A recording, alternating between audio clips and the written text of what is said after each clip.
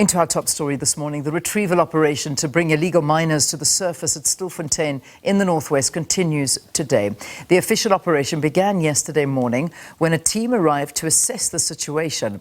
Now for the latest, let's cross to our reporter Itumeleng Kgajane. Itumeleng, give us an update. What's been happening now? Good morning, Leanne. Our understanding currently is that the mine rescue teams arrived yesterday, as you indicated, and then theirs was to assess the shaft and look at what they should be bringing to start with their retrieval operation of those who are still underground. However, I want to move a bit so that Jabu wa Africa, my colleague, can show you that grader that's clearing the site.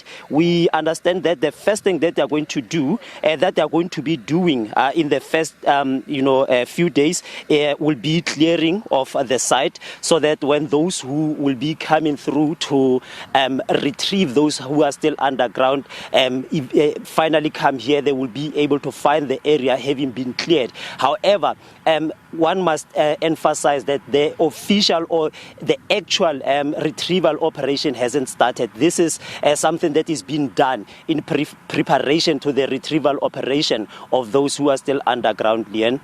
Any idea how it's going to work? I mean, obviously, this would be something where you would see the operators going down, or is this a voluntary situation where they are going to tell those people that are underground, come up, it's time to come up? So in the past few days, or in about a week's time, we've been seeing community members doing their voluntary work to try and retrieve those who are still underground and communicating with them. However, at this moment, it is now the authorities who are taking over.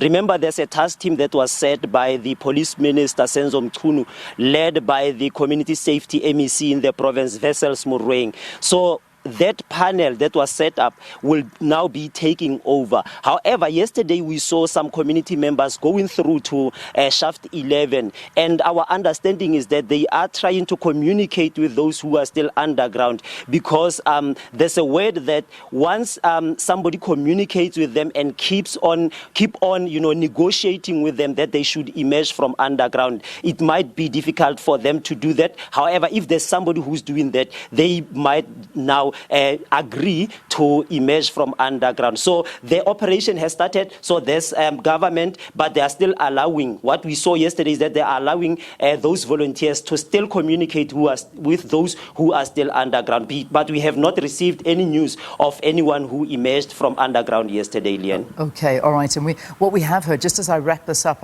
we had former Minister General Beki Cele talking on SABC News last night, and he was giving us a breakdown of what he believes to be those numbers of who has emerged so far. And in and amongst the majority, we only saw, and we're talking close to over 1,000, only 7 of them were actually South African citizens. The rest have been foreigners.